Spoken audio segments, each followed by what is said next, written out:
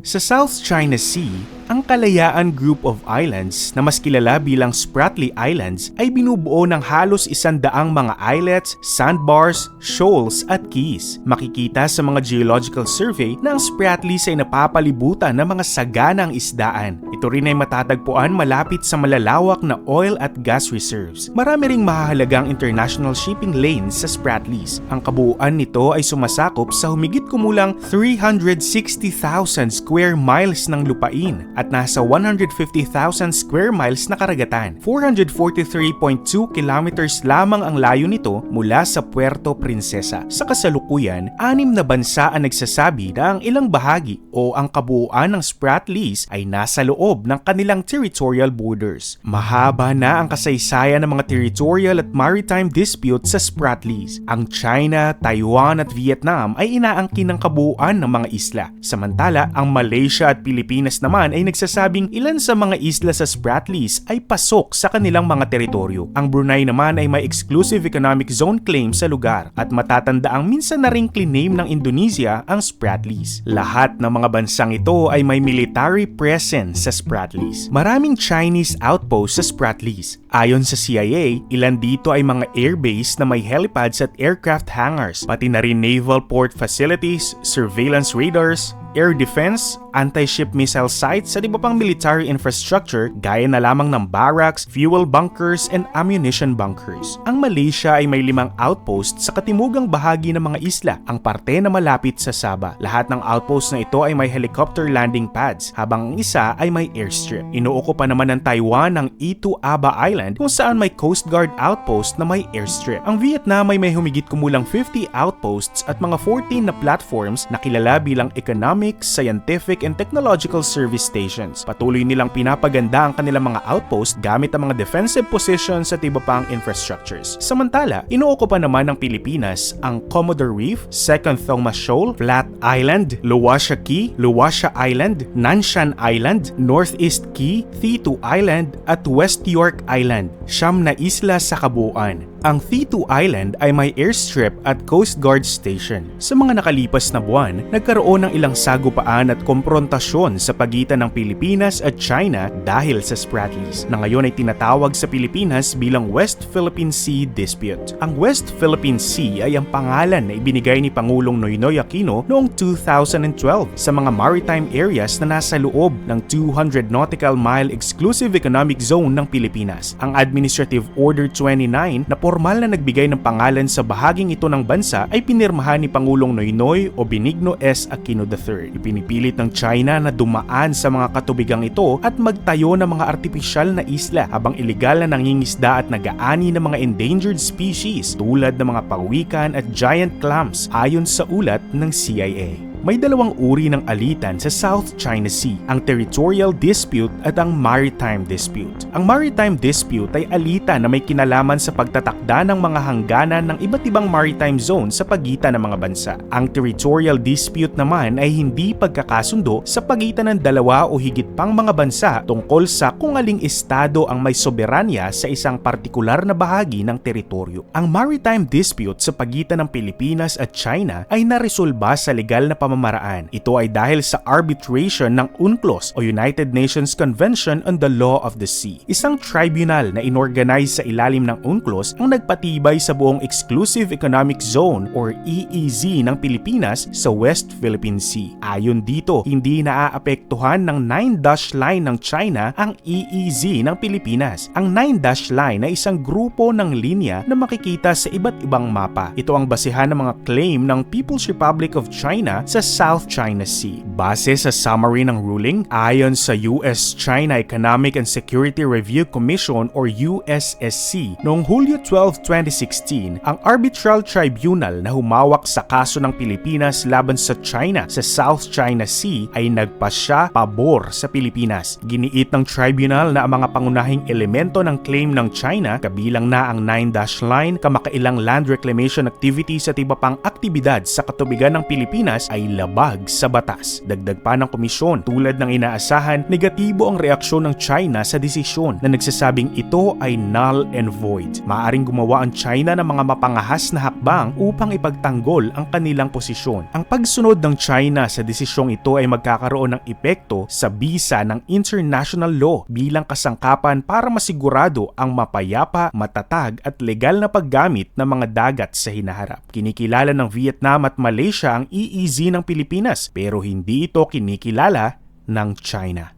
Sa territorial dispute, ang mga islang inaangkin ng Pilipinas ay ang Kalayaan Group of Islands or KIG at Scarborough Shoal na ipinasa mula sa Espanya patungo sa Estados Unidos noong 1898 kasama ang iba pang maritime features na nakapalibot sa kapuluan ng Pilipinas. Matapos makamit ang kalayaan mula sa Amerika, minana ng Pilipinas ang titulo sa Kalayaan Group of Islands at Scarborough Shoal. Inaangkin ng Pilipinas ang karamihan pero hindi lahat ng mga high tide features sa Spratlys. Samantala, mas kaunti ang inaangkin ng Malaysia kumpara sa Pilipinas. Inaangkin naman ng China at Vietnam ang lahat ng high tide features sa Spratlys. Parehong inaangkin ng Brunei at China ang isang high tide feature na malapit sa baybayin ng Brunei. Ang territorial dispute ay nananatiling hindi pa nare-resolba dahil ang UNCLOS ay namamahala lamang sa maritime disputes. Ang territorial dispute ay maaring maresolba ng ITLOS, ang International Tribunal for the Law of the Sea. Ang ITLOS ay isang independent judicial body na itinatag ng United Nations Convention on the Law of the Sea na may jurisdiction sa mga territorial disputes. Noong nagsampa ang Pilipinas ng legal case sa UNCLOS, ipinakita natin ang mga historical na mapa bilang ebidensya, kasama na ang mga treaty o kasunduan dahil hindi sapat ang mga mapa lamang upang patunayan ang mga territorial o maritime claim. Upang maunawaan ang mga claim ng Pilipinas, kailangan nating tignan ang ating historical maps pati na rin ang kasaysayan ng Pilipinas. Ang basihan ng claim ng Pilipinas ay ang mga teritoryo na nakapaloob dito noong ito ay sakop pa ng mga Espanyol, pati na ang mga teritoryong kabilang dito ng bilhin ng Estados Unidos ang Pilipinas mula sa Espanya. Bilang resulta, ang lahat ng nasasakupan ng Pilipinas nang makamit ang kalayaan mula sa Amerika noong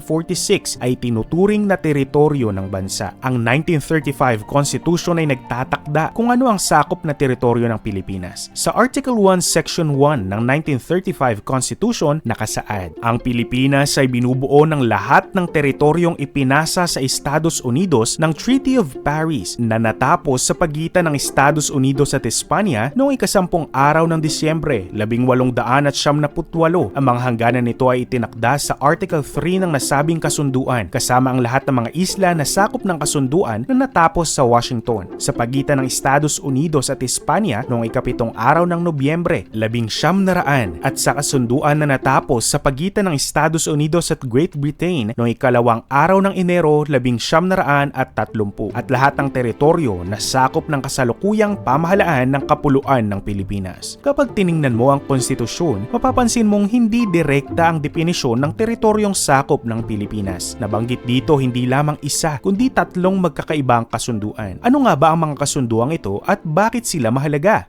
Una, ang Treaty of Paris. Ang kasunduang ito ay pinirmahan noong 1898 at ipinasa sa Estados Unidos ang kapuluan na kilala bilang Philippine Islands na nasa loob ng mga linya ng Paris Treaty. Ito ay mga aktwal na linya sa mapa upang ipakita ang teritoryong binayaran ng mga Amerikano sa halagang $2 million. Pangalawa ay ang 1900 Treaty of Washington. Nilinaw ng kasunduang ito na kabilang sa pagsasalin ang anuman at lahat ng mga isla na kabilang sa Philippine Archipelago na nasa labas ng mga linya ng 1898 Treaty of Paris. Ang kasunduang ito ay importante dahil hindi kasama ang Spratlys sa mapa sa kasunduan noong 1898 pero ito ay pag-aari ng Espanya noon at pagkatapos ng ilang negosasyon, nagbayad ang Estados Unidos ng karagdagang $100,000 para sa pagsama ng mga islang ito. At panghuli, ang 1930 Treaty sa pagitan ng Estados Unidos at United Kingdom. Nakasaad sa kasunduang ito ang hangganan kalayuan sa pagitan ng North Borneo at Southern Philippines at itinutukoy ang Philippine Archipelago bilang ang teritoryong nakuha ng Estados Unidos ng Amerika sa bisa ng mga kasunduan noong Disyembre 10, 1898 at Nobyembre 2, 1900 kasama si Her Majesty the Queen Regent ng Espanya. Ang pambansang teritoryo ay tinukoy din sa ilalim ng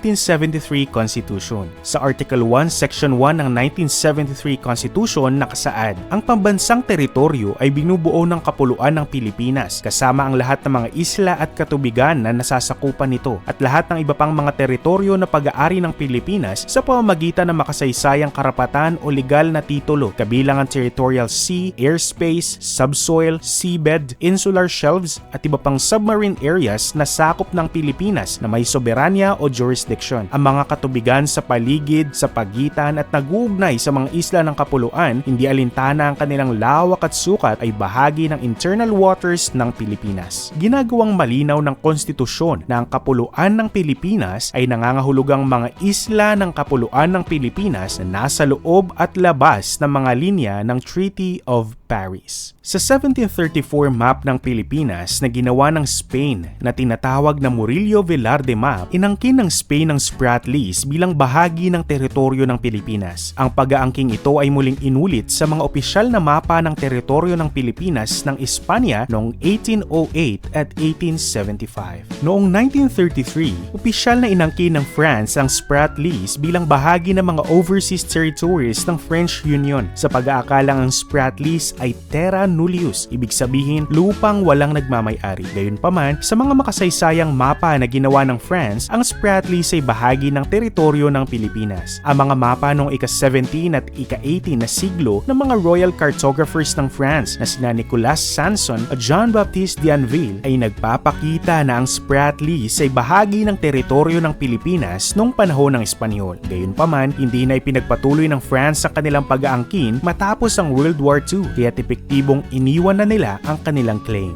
Noong 1939, sinakop ng Japan ang Spratlys. Nagtayo ang mga Hapon ng submarine base sa Itu Aba na ginamit sa pananakop ng Pilipinas. Pagkatapos ng World War II, itinigil ng Japan ang kanilang pag-aangkin sa Spratlys. Noong 1947, inangkin ng China ang Spratlys, ngunit sinabi din nila na ang Pilipinas at Indochina ay nagkiklaim din sa Spratlys. Gaya ng mga tinignan natin kanina, ang tatlong international treaties ang bumubuo sa batayan ng ating mga claim. Muli, ito ay ang 1898 Treaty of Paris, ang 1900 Treaty of Washington, at ang 1930 Treaty sa pagitan ng Estados Unidos at ng United Kingdom. Ang mga kasunduang ito ay sinamahan ng mga mapa na naglalarawan ng mga teritorial na hangganan ng Pilipinas. At ang tatlong international treaties na ito na nagtatakda ng teritoryo ng Pilipinas ay nagbigay daan sa prinsipyo ng international law na tinatawag na Uti Possidetis Juris. Ang prinsipyo ng Uti Possidetis Juris ay nagsasabi na mga bagong sovereign states ay dapat panatilihin ang mga internal boundaries na mayroon ang kanilang naunang independent area bago ang kanilang independence. Ang prinsipyong ito ang gumagabay sa mga boundary ng dating mga kolonya na naging malaya sa decolonization process. Lahat ng mga hangganan noong tayo'y naging malaya mula sa ating mga dating mananakop ay naging atin sa bisa ng batas. Ang Philippine Territory ay tinutukoy sa mga international treaties bilang Philippine Islands o Philippine Archipelago, gaya ng tinukoy sa mga kasunduang ito. Ano ang minarkahan ng mga Espanyol bilang teritoryo ng Pilipinas? Ang pinakaunang mapa na nagpapakita nito ay mula pa noong 1734. Ang 1734 Carta Hydrographica y Chorographica de las Islas Filipinas ay kilala rin bilang 1734 Murillo Velarde Map of the Philippines. Ito ang unang opisyal na mapa ng Spain government na nagpapakita ng teritoryo ng Pilipinas noong panahon ng pananakop. Ang mapa ay pinublish sa Maynila ni Father Pedro Murillo Velarde, isang paring Jesuita mula sa Espanya. Iginuhit ng Filipino na si Francisco Suarez ang mapa at inukit naman ni Nicolas de la Cruz Bagay, isa ring Filipino. Matatagpuan ang parehong pangalan sa mapa. Ang sukat ng mapa ay 44.7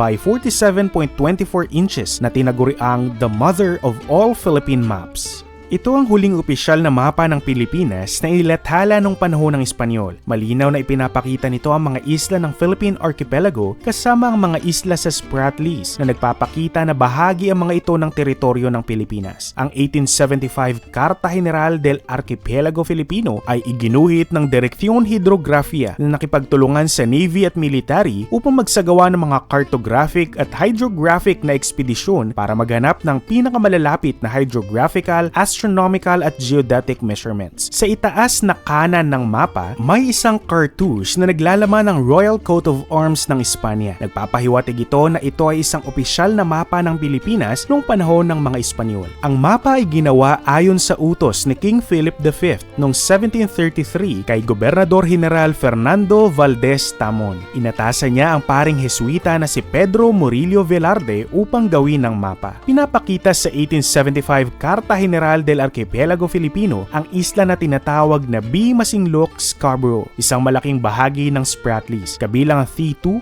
o Pag-asa Island na mga 260 nautical miles ang layo mula sa Palawan. Ang isang nautical mile ay bahagyang mas mahaba kaysa sa isang milya sa lupa na katumbas ng 1.1508 na land measured miles. Ang mapa na ito ay unang inilathala noong 1875 at muling inilathala noong 1888 na may kaunting mga pagbabago at maaring ma-download ngayon sa mataas na resolusyon na courtesy of the Ministry of Defense ng Spain. Pagkatapos ng panahon ng mga Espanyol ay dumating ang mga Amerikano. Ginamit ng mga Amerikano ang 1875 Carta General del Archipelago Filipino bilang basihan para sa kanilang sariling mga mapa. Inadopt ng US government ang 1875 Carta General del Archipelago Filipino at muling inilathala ito ng 4 na beses mula 1898 hanggang 1902. Una noong 1898, inadopt ng US War Department ang mapa pagkatapos ng pagpirma ng Treaty of Paris noong December 10, 1898. Pangalawa, noong 1900, gumawa ang US War Department ng pangalawang edisyon bago ang pagpirma ng Treaty of Washington noong November 7, 1900. Pangatlo, noong 1901, naglabas ang US War Department ng bagong version ng mapa pagkatapos ng pagpirma ng 1900 Treaty of Washington. At pang-apat, noong 1902, gumawa muli ang US War Department ng isa pang edisyon ng mapa. Idinagdag ng United States ang kanilang sariling mga detalye sa mapa upang ipakita ang mga military telegraph lines, military cable lines, Easter Cable Company's lines, at mga hangganan ng military department. Ang China, Vietnam o Malaysia ay walang hawak na mapa na mas matanda kaysa sa 1875 Carta General del Archipelago Filipino. Ang 1734 Pedro Murillo Velarde map at ang 1875 Carta General del Archipelago Filipino ay ang dalawang pangunahing historical document na nagpapakita ng soberanya ng Pilipinas sa Scarborough Shoal at Kalayaan Island Group. Dinonate ni Ginoong Mel Velarde ang 1734 Pedro Murillo map sa National Library matapos niya itong panalunan sa bidding ng Sotheby's. Ang Pilipinas ay wala pang kopya ng 1875 Carta General del Archipelago Filipino. Walang orihinal na bersyon ng mapa na ito sa alinman sa ating mga museum o public libraries. Bukod sa mga mapa, mayroong mga record ang mga barko ng Espanya na nagsasagawa ng survey sa Pilipinas. Pinamunuan ni Kapitan D. Claudio Montero E. Gay,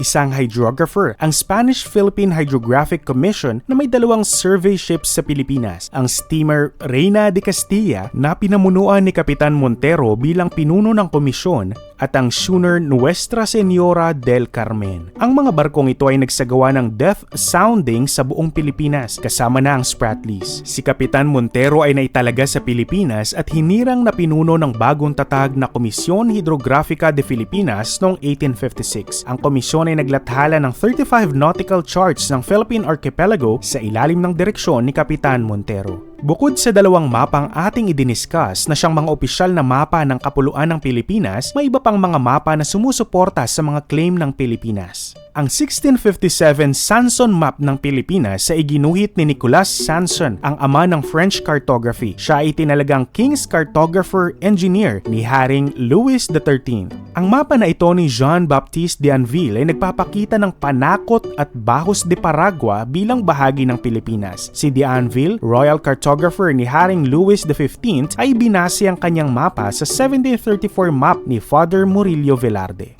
Si Vincenzo Coronelli ay ang ama ng Franciscan Order. Ang mga Franciscano ay dumating sa Pilipinas noong 1578. Si Coronel ay kilala sa kanyang mga atlas at globo at ito ay isa sa mga ito, ang tanyag na terrestrial globe na ginawa noong 1688. Ang bahagi ng 1688 globe na ito ay nagpapakita ng Pilipinas at ng mga teritoryo nito kabilang ang Spratlys. Ito ang survey ng Scarborough Shoal na isinagawa ng Italianong si Alessandro Malaspina. Si Malaspina ay isang naval officer ng Spain. Sa ilalim ng isang Royal Commission ng Espanya, siya ay nagsagawa ng isang paglalayag sa buong mundo at pagkatapos sa isang siyentipikong ekspedisyon, ang Malaspina Expedition sa buong Pacific Ocean na nagdala sa kanya sa Pilipinas. Ang survey ay sinagawa noong May 4, 1792 sakay ng Santa Lucia. Sa kanyang journal, isinulat ni Malaspina, sa reef na ito maraming barko ng Espanya at mga dayuhang barko ang lumubog. Kinilala ni Malaspina na siya ay nasa teritoryo ng Espanya at tinukoy ang lahat ng ibang mga barko bilang dayuhan. Ito ang kauna-unahang survey ng Scarborough Shoal na ginawa ng anumang bansa. Ang digital reproduction nito ay mula sa mga archive ng Museo Naval de Madrid na kinopya ng Philippine Embassy in Madrid. Ang mga cartographer mula sa France at Italy kinikilala ang Spratlys bilang bahagi ng Philippine Archipelago na pag-aari noon ng Spain. Walang katulad na mapa ang China na mas nauna sa alinman sa dalawang mapa na ito ng Philippine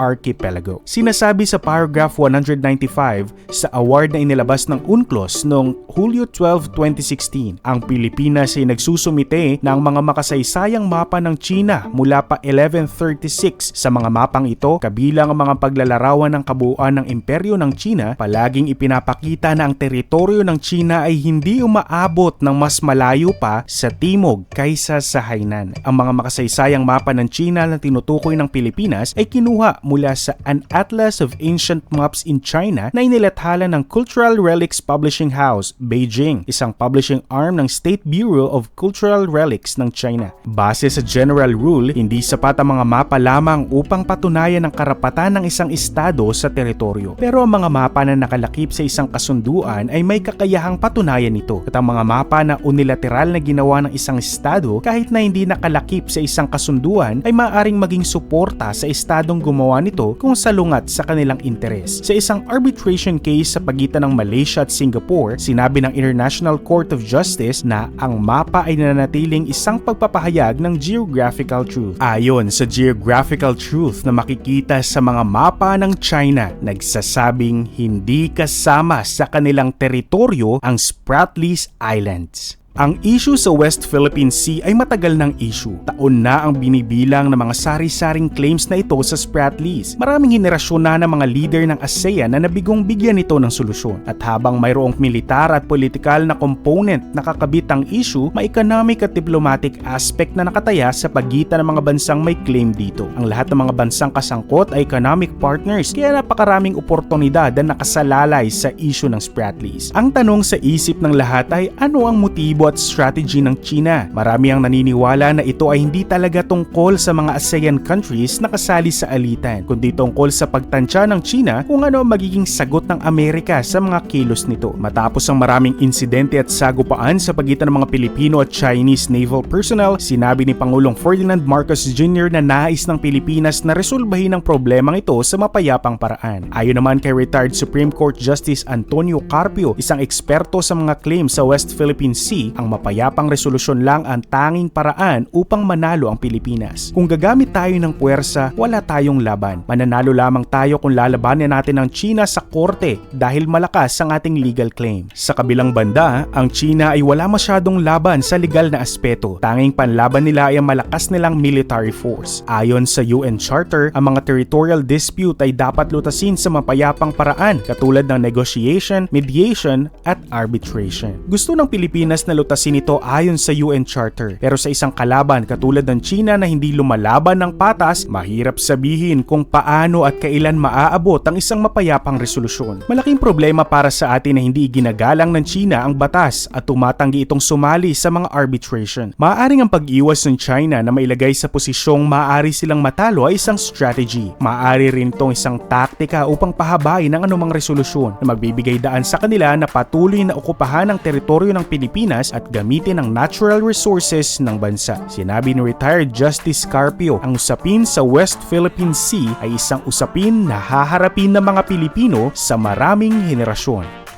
Posibleng tama siya.